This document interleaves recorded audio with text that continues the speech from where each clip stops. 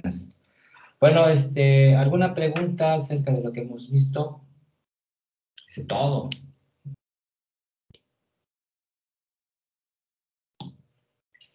Bueno, vamos a iniciar, que ya habíamos platicado acerca de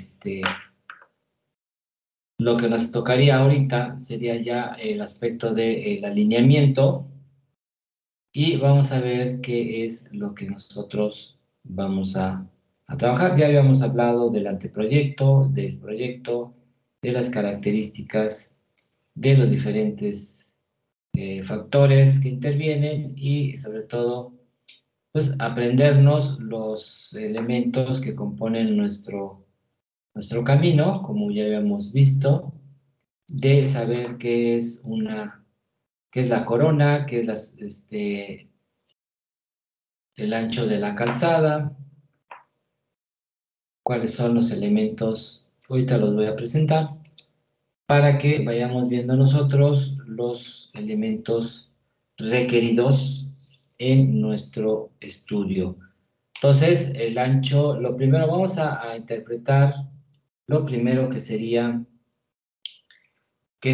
el ancho principal de nuestro camino. ¿Ok? Bueno, del área donde podemos alojar nuestro camino. Lo primero que tenemos que conocer es el centro de línea, o sea, el eje del camino. Es importante saber, porque de ahí va a partir todo. De ahí parte todo, anchos, espesores, longitudes, todo va a partir del centro de línea, o CL, como se maneja ya en los planos, ¿no? Ok, entonces nosotros lo primero que debemos determinar, una vez que sepamos, y eso es importante, el tipo de camino, ya conozco el tipo de camino, va a ser una 4, ¿ok? La cual va a tener una faja separadora central, ¿ok? Y va a estar dividida, ahí está. Lo primero que tenemos que saber es de qué tamaño es el ancho del derecho de vía. Este ancho del derecho de vía va a depender del tipo de camino. No siempre tenemos los mismos anchos. Desde lo que sería el más pequeño, sería el derecho de vía de 40 metros. Ese sería el derecho de vía más pequeño para una carretera tipo E, tipo C, ¿ok? Tenemos principalmente un derecho de vía de ser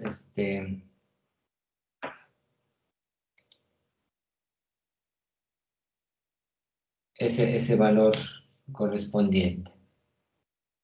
¿Ok? Entonces, nosotros vamos a conocer cuánto equivale ese derecho de vía. Y como les decía, empezaríamos con un derecho de vía de 40 y así sucesivamente hasta llegar hasta 100 metros, que ya sería derechos de vía mucho más grandes. Entonces, de esa manera yo puedo ir encontrando los espesores correctos del derecho de vía. ¿Para qué me va a servir ese derecho de vía? Bueno, ese derecho de vía me va a servir en primera instancia para que sea el área correspondiente exclusivamente para lo referente a mi camino. Entonces, de esa manera voy a encontrar que todo lo que exista dentro de ese derecho de vía tiene que ser utilizado para beneficio del camino. O sea, nadie se va a expropiar esa área y me va a hacer exclusivamente para mi camino. Entonces, conociendo el ancho del derecho de vía, yo requiero lo que se conoce el efectuar la liberación de ese derecho de vía. Entonces, las autoridades correspondientes tendrán que hacer esa liberación del derecho de vía y ya queda en, vamos a decir, en poder y custodia de lo que sería el gobierno federal. Entonces, de esa manera yo ya estoy, ahora sí, con todas las condiciones de poder utilizar todo esa área como uso del suelo para poder realizar mi camino y obras que puedan ser complementarias a este camino. Entonces, esto sí es importante para poder saber esta distancia. ¿Ok? Entonces, sí es importante conocer estas distancias. Todo esto viene en lo que sería el manual de proyecto geométrico, donde nos dice ahí las distancias o las longitudes de acuerdo a mi derecho de vía. Entonces, aquí sí hay que saber estas longitudes. Bueno, ok. Bueno, entonces todo eso se tiene que realizar conjuntamente autoridades para poder establecer correctamente el área correspondiente para mi camino, ¿no? Ok. Esto, bueno, lo podemos ver en aquí en nuestra tabla, donde nos maneja los diferentes anchos. Bueno, ya que sabemos el derecho de vía, y obviamente siempre manejado al centro del camino, al centro de línea, vamos a determinar qué existe del lado izquierdo del centro de línea y qué existe del lado derecho. En el caso de correspondiente a la zona de corte, digamos que vamos a hacer un corte debido al nivel que va a tener mi camino, lo primero que tengo que encontrar es elementos y qué tipo de pendiente tiene el terreno. Entonces, lo primero que hay que observar es el terreno, lo que sería la conformación del terreno natural, para saber si va a ser una sección en cajón, una sección en balcón, como lo que estamos viendo, o una sección en terraplén. Eso sí es importante. Ahora, basados en el tipo de camino, como aquí nos dice, es una 4, nos dice aquí la norma, más bien el manual, nos dice que para un camino tipo A4, yo voy a requerir lo que sería, aquí estamos hablando de T y A, si es A4, de 4 carriles, yo voy a tener 2 cuerpos para el ancho de corona. Primero tengo que ver la parte superior, que es la corona, ¿ok? O sea, la corona quiere decir que va a ser toda la superficie donde se pueden tener a los vehículos. Es el área donde pueden circular los vehículos de manera ya sea de precaución o de estacionamiento, que no es para eso, pero de emergencia, y para circular dentro de este camino. Entonces, el ancho de corona es todo el ancho que se tiene para poder alojar a los caminos, a los vehículos. ¿Ok? Entonces tenemos 4 carriles y nos dice que el ancho de corona es de 23 metros o más. ¿Ok? De 23 metros o más, dependiendo de lo que le quiera yo poner. Vámonos a la situación estándar. Y entonces me marca que serían dos anchos de calzada de 7 metros. Son 14 metros, que serían los 4 carriles. Carril de 350 de un lado y del otro 7 metros. O sea, 2 cuerpos para alojar 4 carriles. Llevo 14 metros. ¿Ok? Debo de conocer si le voy a colocar acotamientos exteriores. Sí, porque es una carretera importante que necesita un acotamiento para situaciones de estacionamiento de emergencia o de seguridad, un área de seguridad. ¿De cuánto va a ser? Mínimo nos indica de 3 metros. Entonces yo tengo 14 metros de calzada donde van a circular los vehículos, más 6 metros de lo que sería el área correspondiente a los acotamientos. Entonces estaríamos hablando de 14 más 6, 20 metros. ¿Ok? Y voy a tener, en el caso de acotamientos interiores,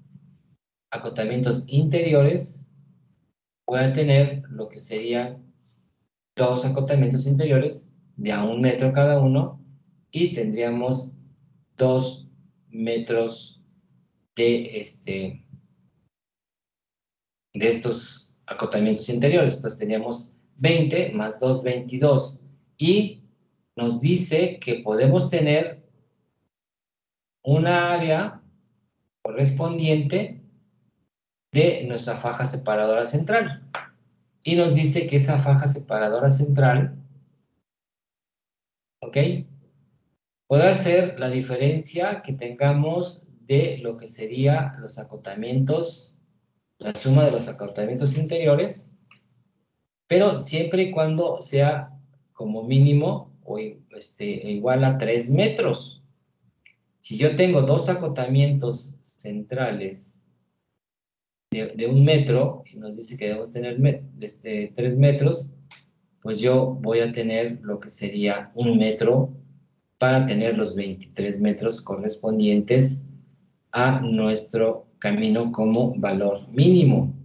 Esto va a variar dependiendo del ancho de la faja separadora central, pero aquí nos dice que debe de ser estos 3 metros.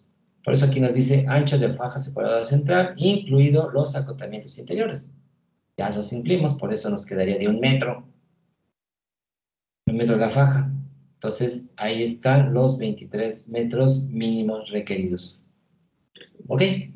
Ahora vamos a ver lo que serían los anchos de calzada y los demás elementos.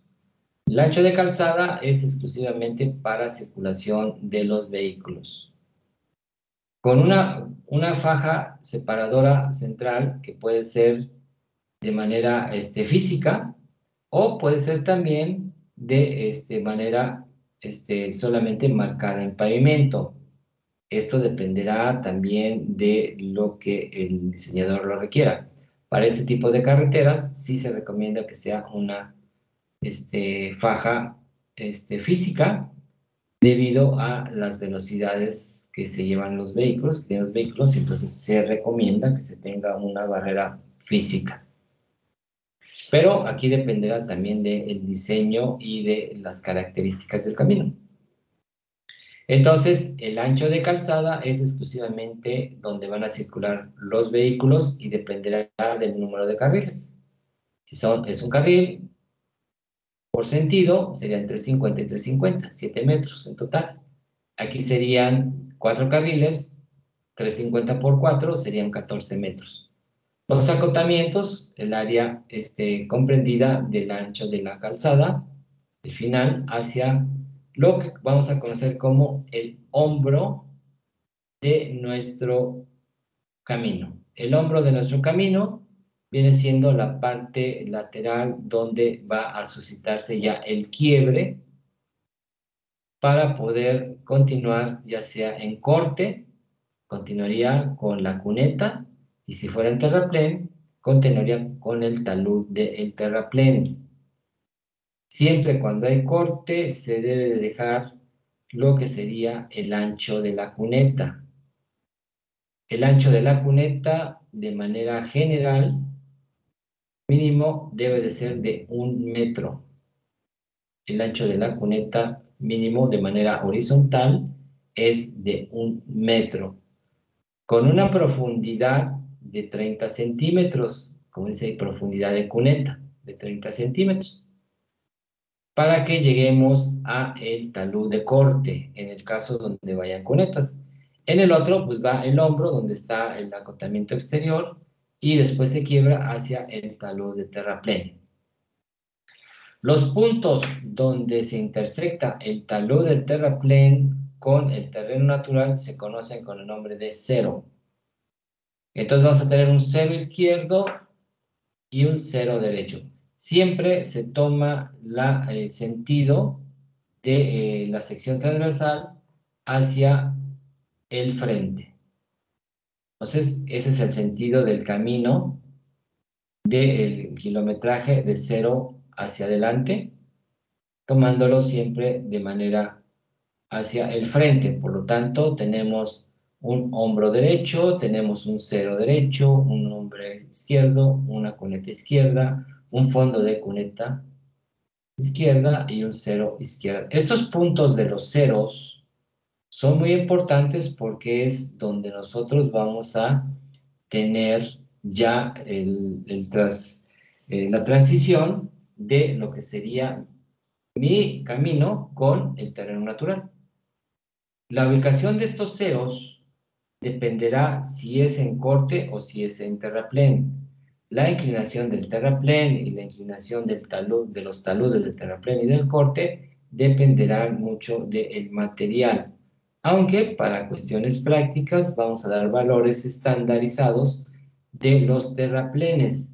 Y en el caso de los taludes de corte, deberán ser analizados y de manera, vamos a decir, de criterio, se determinará su inclinación. No hay un valor totalmente bien definido de los taludes de corte, debido a que esto dependerá del material. Pero aquí no entraría lo que aprendimos en mecánica de suelos de estabilidad de taludes, debido a que no es porque no se quiera utilizar, sino porque los costos serían demasiado altos para establecer taludes estables en corte. En terraplén no hay problema porque en realidad el talud de terraplén es un talud de estabilidad ya bien definida y no hay ningún problema. Claro, se pueden hacer taludes mucho más acostados, mucho más largos, sí. Repito, dependerá del tipo de suelo, de la zona, etcétera, etcétera. Pero los taludes de corte deberá de intervenir criterio. Existen recomendaciones de cuánto sería la inclinación más adecuada. Pero repito, aquí dependerá del analista. Ok, entonces en el caso de terraplenes se termina en el cero y ya continúa el terreno natural. En el caso de cortes, siempre, y esto dependerá de la forma de la pendiente que tenga el terreno natural en sección transversal, donde colocaremos lo que se conoce como contracuneta. Estas son obras de drenaje, al igual que la cuneta son obras de drenaje. Esta contracuneta se construye a una distancia que va a depender de la inclinación y del tipo de suelo que se tenga en la zona. Se dan limitantes para que no nos quede tan cerca de la orilla del corte, dependiendo del suelo. Pero sí hay una medida aproximadamente estandarizada para ubicar esta contracuneta y no produzca problemas de fracturas o de deslizamiento de talud. Y lo que sí podemos adelantar, todas las contracunetas deberán estar siempre revestidas o construidas con materiales, llámese concreto, llámese mortero lanzado o llámese mampostería de piedra. No podrán ser contracunetas naturales debido a que pueden provocar desgajamientos del corte. Antiguamente sí se permitía nada más hacer la zanja sin revestirla, pero esto provocaba erosión a la hora de los escurrimientos y provocaba ya desprendimientos de fallas de talud. En el caso de terraplén, su única protección será que se pueda revestir con algún geotextil, una geomembrana o alguna situación de pasto o de materia orgánica para tener una estabilidad mayor. Sobre todo en zonas de alta precipitación, se recomienda que se revistan estos taludes con cualquier otro elemento. Lo más económico, pues sería pasto.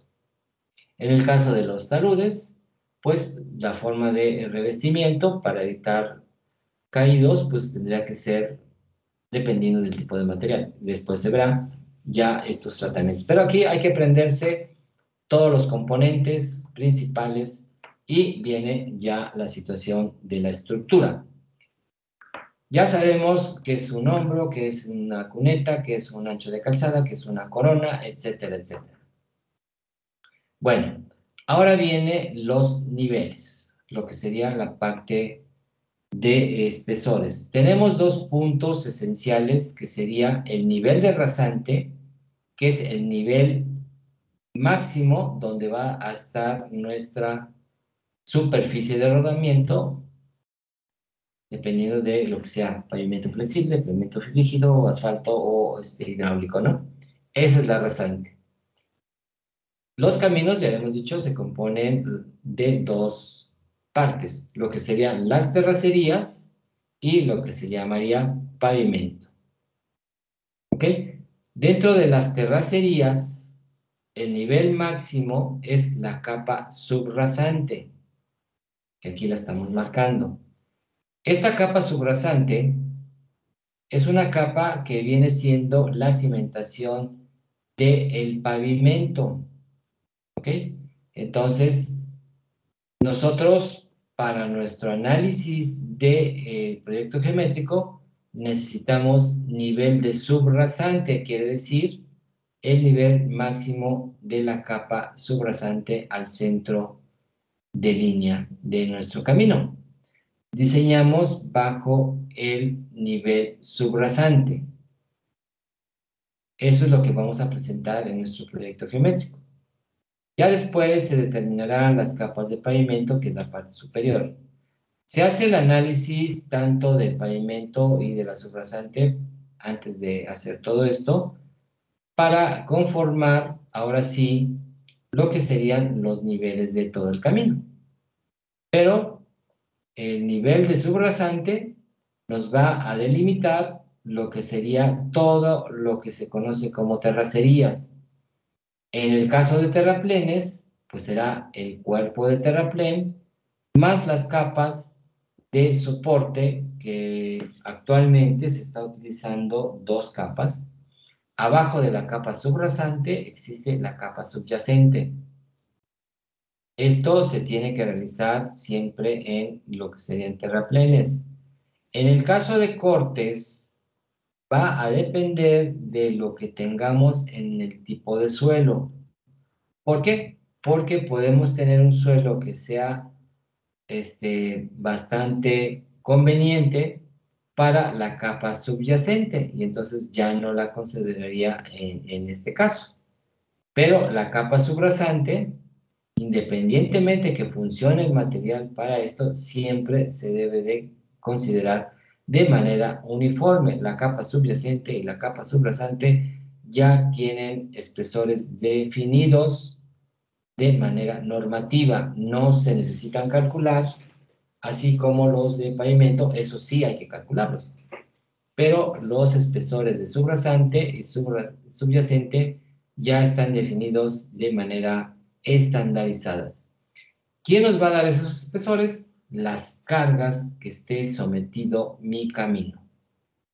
Aquí intervienen para los espesores de la subrasante y la subyacente los ejes equivalentes, o sea, el esfuerzo producido por esos vehículos representado en ejes equivalentes. Y veremos la norma que nos dice cuánto es el espesor. Todo esto se tiene que saber ya desde antes. Obviamente ya tengo estudios de laboratorio, ya tengo estudios de campo, ya tengo sondeos, ya tengo todo, y voy a empezar a hacer mi proyecto basado ya en estos datos. Entonces ya sé cuánto vale la subrasante, el espesor, la subyacente.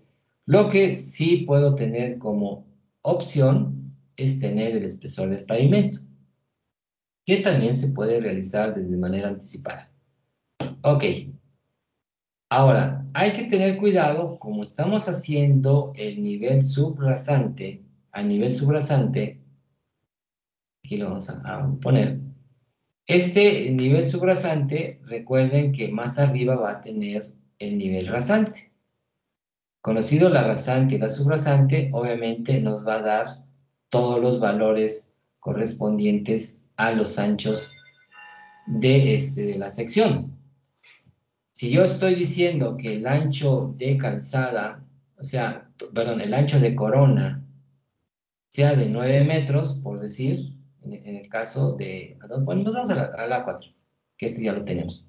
El ancho de corona nos dice 23 metros, yo tengo 23 metros con una 4, pero ese ancho de corona es en la parte superior, a nivel rasante. ¿Pero qué pasa a nivel subrasante? Bueno, a nivel subrasante, ¿qué es lo que va a suceder? Pues tiene que aumentarse. ¿Por qué? Porque tengo esta pequeña cuña debido a el talud de terraplén y obviamente el nivel va a ser mucho más grande. Al igual que en el caso de nuestro fondo o de nuestra cuneta. Entonces, nosotros tenemos que prolongar de acuerdo a la pendiente del talud de corte y dependiendo de la pendiente del talud de terraplén hasta donde va a llegar el ancho de mi capa subrasante. No va a ser de 23, va a ser mucho más, dependiendo de esto. Entonces, a la hora de dibujar, nosotros y de calcular, debemos de considerar que no nada más son los 23 metros, son 23 metros, o más bien el ancho de corona, más lo que corresponda a la inclinación de los taludes.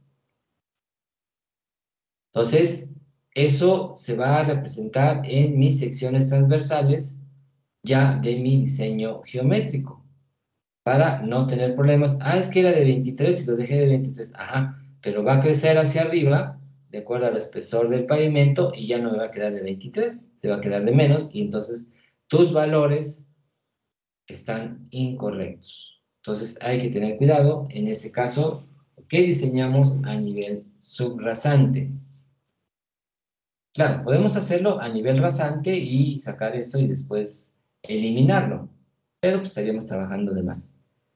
Ok, entonces bajo esa aclaración y ya manejado qué es un cero, qué es un centro de línea, qué es una rasante, qué es una subrasante, una contracuneta, fondo, corona, acotamientos, faja separadora central, derecho de vía, todo lo correspondiente a una sección de un camino, pues ya podemos entender qué va a suceder con todos nuestros cálculos, principalmente para determinar volúmenes de material.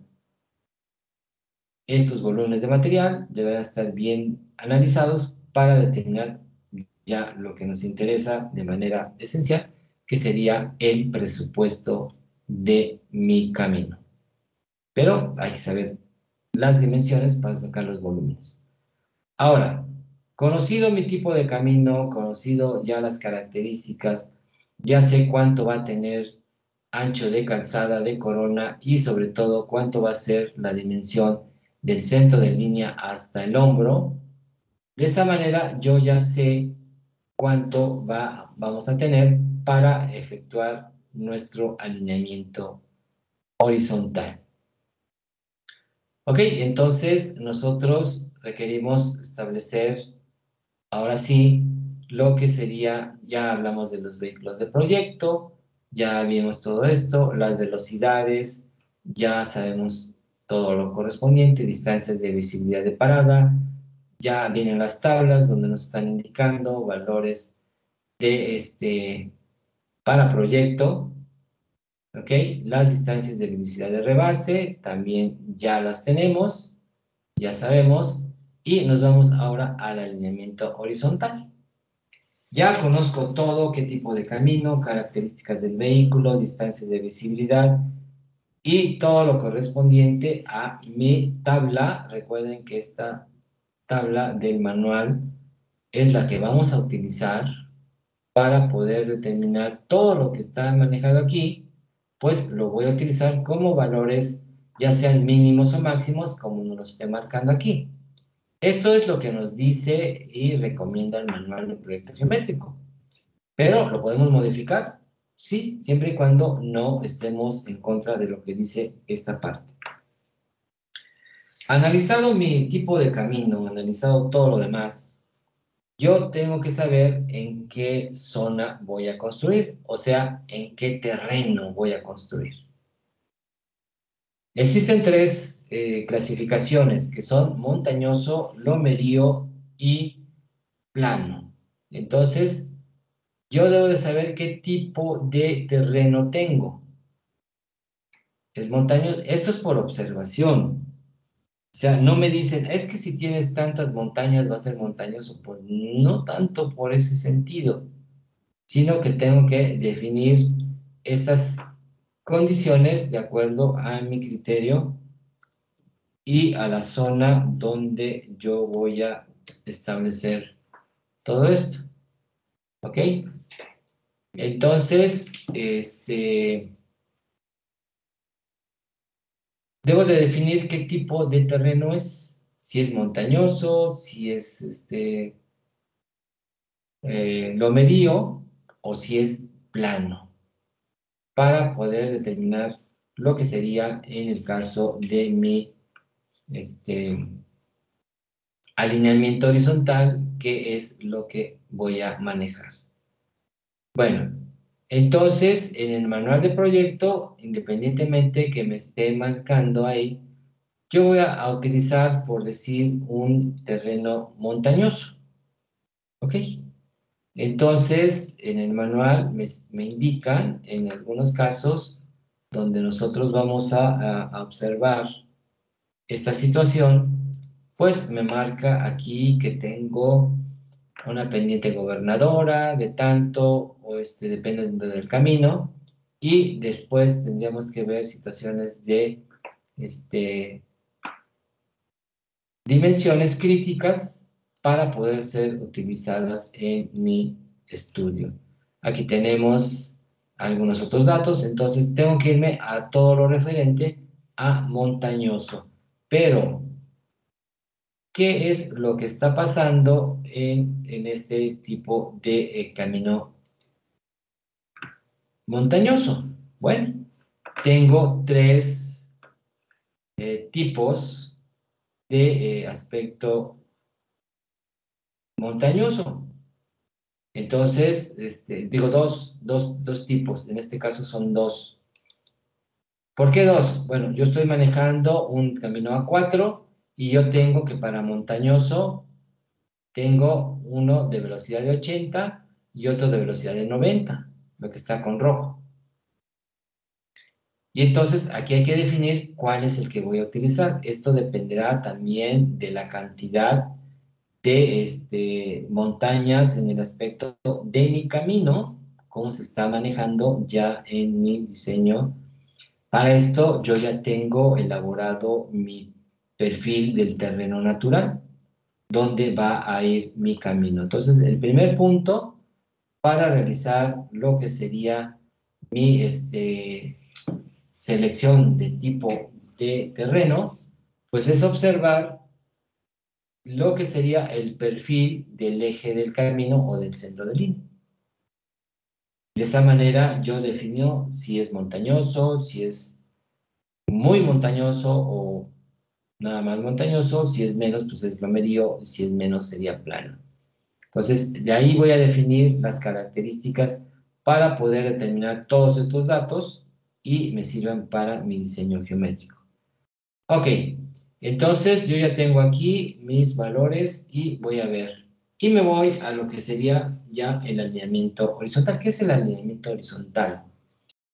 Dice que corresponde a la planta del eje de la carretera es la proyección sobre un plano horizontal del eje de la carretera al nivel de las terracerías, que estamos hablando nivel subrasante. Ok, por eso hemos dicho el eje se llama línea subrasante o simplemente subrasante. Está formado por tangentes y curvas horizontales.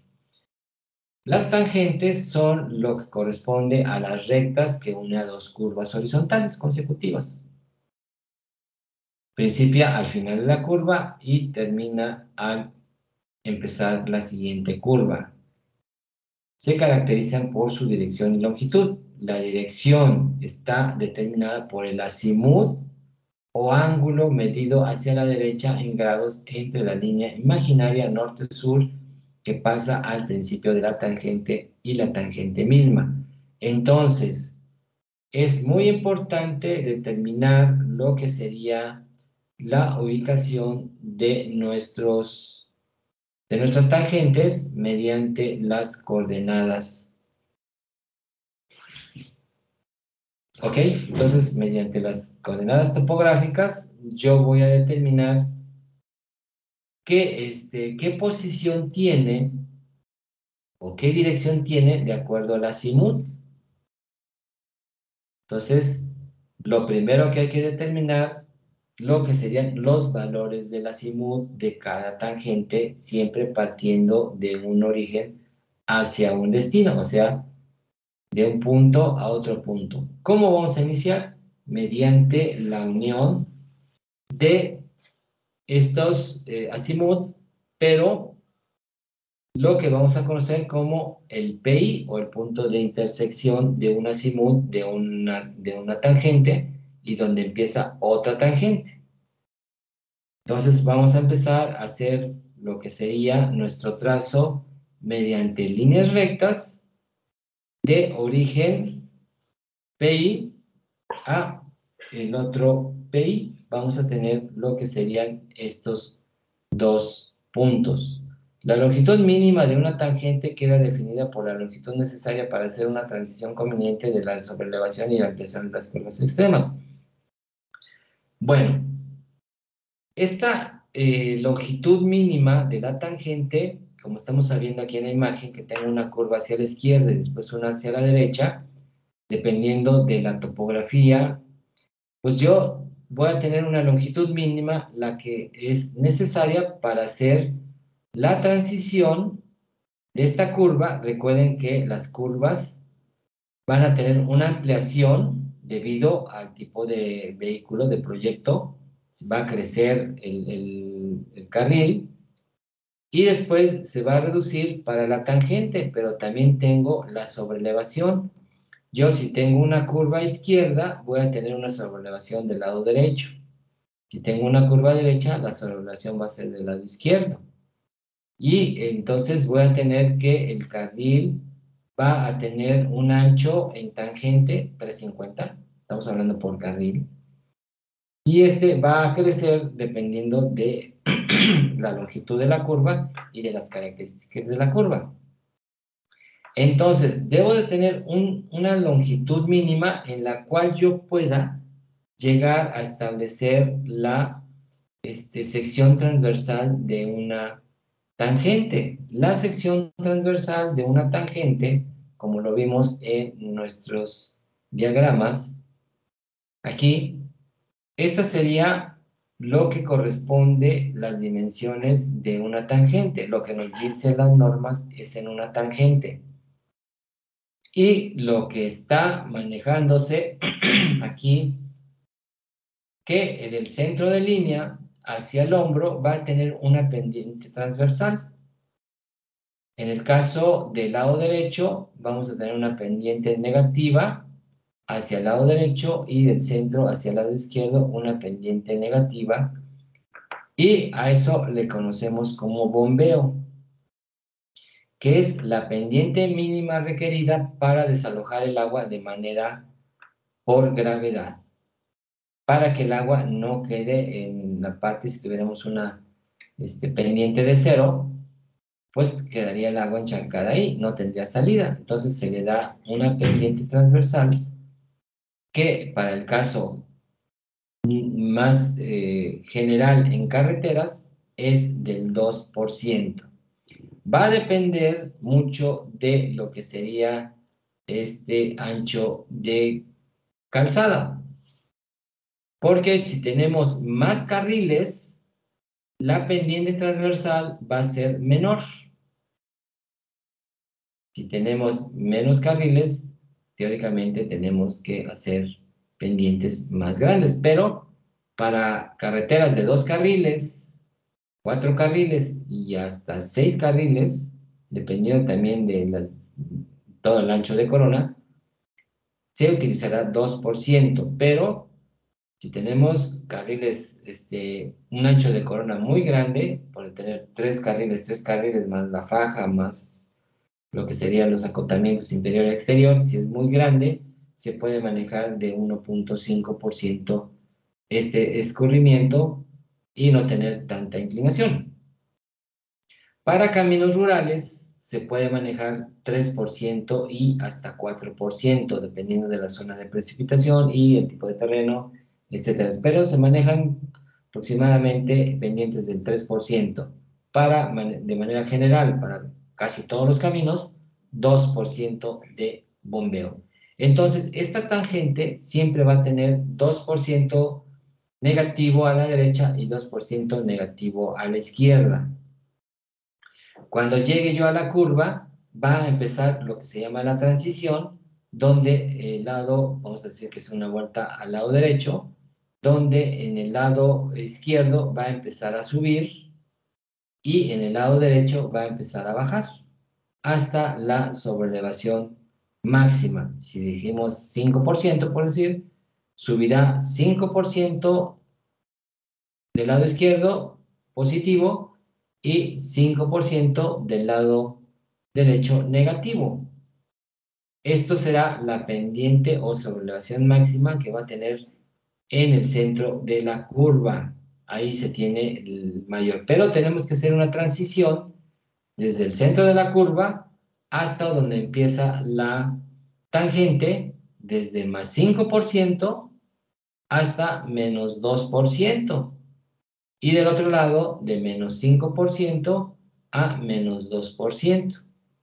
Entonces, esa transición nos va a llevar a encontrar menos 2 y tener esa pendiente para unir a otra curva. Por eso debe de existir una longitud mínima requerida donde tengamos estos valores. Entonces, ya vienen situaciones, como estamos viendo aquí, de que tengamos una situación de curvas del lado, una pendiente, y después tenemos un pedazo de tangente para la otra curva y no tener problemas de estabilidad de los vehículos. O sea, no podemos llegar de una curva con -2 con +2 y luego venga -2 del otro lado y +2 del otro, entonces no se puede unir. Tenemos que hacer esa transición, debe haber una transición para llegar de la curva y tener -2 para volver a empezar otra curva con -2 -2. Entonces hay una longitud mínima. Y la longitud máxima está condicionada por la seguridad. Ya dijimos que tangentes muy largas pueden causar accidentes, somnolencia que producen al conductor y obviamente favorecen los deslizamientos en la noche, y conviene limitar la longitud de las tangentes a la distancia recorrida en 72 segundos a la velocidad de proyecto. En su caso, las tangentes de mayor longitud deben sustituirse con tangentes de menor longitud y curvas horizontales de gran radio, que quiere decir que tengamos curvas muy pequeñas, en el sentido de no tener curvas muy pronunciadas, para que el conductor no caiga en situaciones que le puedan producir un accidente. Entonces ya existen lo que serían algunas tablas donde nos dice, dependiendo de la velocidad, cuál sería la longitud máxima requerida. Todo esto va a ser analizado cuando estemos viendo ya la topografía del lugar. Y ya para terminar, la unión de una tangente con otra tangente va a producir, de acuerdo a los azimutes, una deflexión. Y esa deflexión es la que nos va a definir el tipo de curva y las características que va a tener la curva. Es cuando unimos dos tangentes que se van a unir en el punto de inflexión, en el PI, donde nosotros vamos a determinar ese ángulo y a ese le vamos a llamar deflexión. Y vamos a tener deflexión derecha o deflexión izquierda. En el caso de la imagen estamos viendo una deflexión en la parte hacia la derecha, o sea, tenemos esta tangente, si la continuamos, se junta con la otra tangente y se forma un ángulo y ese ángulo se llama deflexión. Esto es topografía, que ya lo saben. Bueno, hasta ahí le dejamos, todavía no empezamos a dibujar y lo que sí les voy a solicitar es que me hagan simplemente un trazo determinando el azimut de inicio y el azimut de cada punto, por lo menos 3 puntos, como ustedes quieran, en una hoja, pongan 3 PIs de diferentes lados, pero determinando los azimuts de cada una de esas tangentes. ¿Ok? Siempre manejando, para ahorita de manera práctica, que el norte está en la parte como si fuera vertical. Ese va a ser mi origen y empiecen con un azimut. Vamos a ponerle el primer azimut, yo se los voy a dar, va a ser un azimut de 35 grados, un azimut para iniciar mi primera tangente de 35 grados 15 minutos. Ese sería el primer azimut que voy a colocar para iniciar mi trazo. Ahí dibujen una recta, una tangente de una longitud que ustedes quieran y después hacen una intersección ya sea a la derecha o hacia la izquierda, determinando los azimuts de cada una de las siguientes rectas. Por lo menos tres puntos de inflexión, que serían unos 3 azimuts nuevos. Este ya está indicado, para que después se determine la deflexión correspondiente a cada uno de estos puntos correspondientes. Con esos puntos y con esos azimuts y con esas rectas vamos a empezar a calcular las curvas para unir estos azimuts. Entonces, importante, van a poner el 0 más 3 ceros en el punto de inicio donde va a empezar la primera tangente. ¿Ok? Miden, obviamente, la longitud de su tangente.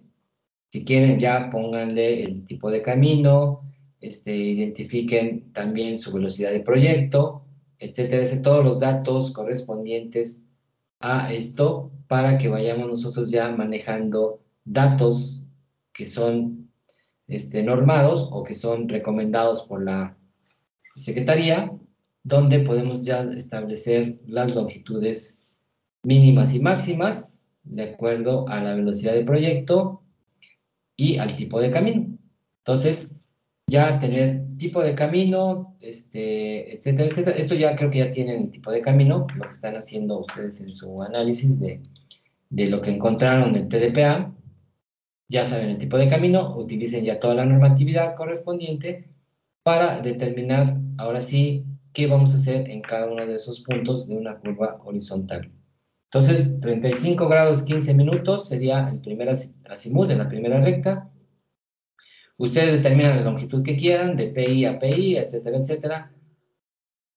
Donde sea a la derecha y a la izquierda. Vamos a tener deflexiones derechas y deflexiones izquierdas, donde ya están uniendo lo que serían los diferentes azimuts, de acuerdo a lo que ustedes están planteando. ¿Ok? ¿Alguna pregunta acerca de esto? Esto sí háganlo, si lo pueden hacer en AutoCAD, adelante, sino en una hoja, también es válido. ¿Preguntas? Sí, ingeniero, yo tengo una pregunta. Sí. ¿Hay algún mínimo de longitud ¿No? para el Sí, trazo? sí, porque el límite de longitud va a ser que alojes las dos curvas. Perdón, que alojes la curva. Si la curva no va a caber en una longitud muy pequeñita, pues no conviene. Y la Ok. longitud mínima, pues es para unir dos curvas. Ahorita no sabes si vaya a quedar dos curvas, pero esto lo vamos a ver ya en el análisis de la... Ahorita nada más es agarrar longitudes, las que tú quieras, y después se va a jugar con lo que sería... bueno, aparte del tipo de camino, se me olvidaba, el tipo de terreno. ¿Ok? Ustedes escojan el tipo de camino y el tipo de terreno. De preferencia, utilicemos lomerío y utilicemos montañoso. Plano, no, porque eso nos da una amplitud muy grande para hacer cálculos. O sea, no hay mucha problemática en terrenos planos. En terrenos montañosos, sí. Y terrenos con lomerío también. Entonces, tipo de camino ya lo tienen considerado. Y ahora escojan el tipo de terreno, para que ahí escojan ahora sí todos los valores recomendados correspondientes a ese tipo de camino y ese tipo de terreno. Ya no sale el vehículo de proyecto, etcétera, etcétera. ¿Algo más? 3 puntos mínimo, ¿eh? O sea, 3 curvas vamos a hacer. Inge, bueno, las tres curvas son individuales, ¿no? O sea, aparte, que no estén unidas. No, ahorita no, hay que unir las tres rectas. Bueno, serían 4. La de inicio, después una hacia donde lo quieres hacer, después otra línea donde lo quieres hacer y otra para que nos queden 3 curvas. O sea, vas a unir esas tangentes. Como estamos viendo, bueno, como lo habíamos puesto en la imagen, de hacer una curva hacia la derecha, después va a ser hacia la izquierda, pero uniendo los PIs y van a dar los cadenamientos de cada PI, que va a ser la suma del PI 0 más 3,0 más la longitud de la tangente, nos va a dar la estación del PI 1, y después nos vamos a ir al PI sub 2, después al PI sub 3, hasta llegar al último punto, que va a ser la longitud total de todos tus tramos correspondientes. ¿Ok? O sea, con longitudes que sean, pues, no vamos a hacer, pues que 20 metros, no, no va a salir ninguna carretera. Van a ser longitudes que sean más o menos creíbles. ¿Sabes? Porque esto lo van a hacer ya en su plano y van a ir sacando ahí sus datos. Ahorita lo vamos a hacer de manera inventada, ya después ustedes lo van a tener que hacer en sus cartas topográficas. ¿Algo más? Inge, ¿este trabajo es individual o solo tiene que Individual. subirlo el... Cada quien hizo su análisis de tipo de camino, entonces es individual. Todo lo que hagamos en clase es individual. Cada quien hará su cálculo como quiera. Ok, gracias. Entonces, resumiendo, tipo de camino, tipo de terreno, salen todos los datos de tipo de vehículo, etcétera, etcétera, que eso los vamos a ver después. Y lo que sería el PI, digo, el azimut de la primera recta, 3515, y lo que sería las estaciones de cada punto de intersección, donde se van a hacer los cambios, y después también los ángulos que se vayan formando en esos uniones de cada recta. Entonces necesitamos rectas a la izquierda y rectas a la derecha. 2 derechas, una izquierda, o 2 izquierdas, una derecha, la que ustedes quieran, como quieran. Eso es lo que van a presentar con sus de flexiones. Entonces ponen de flexión izquierda, tanto, de flexión derecha, tanto, etc. Para empezar a calcular cada una de las curvas. Vamos a hacer 3 tipos de curvas para que veamos la diferencia entre una y otra. ¿Cuál es la más conveniente? Y de ahí vamos a sacar las más recomendables. ¿Ok? Ya sea en AutoCAD o en una hoja, ahí nada más trazan las curvas que quieran. Pero recuerden que es en terreno montañoso o lomerío. ¿Vale? ¿Algo más? Pues vámonos, nos vemos el día martes. Tienen bastante tiempo para hacerlo. Nos vemos, que tengan buen día. Hasta luego.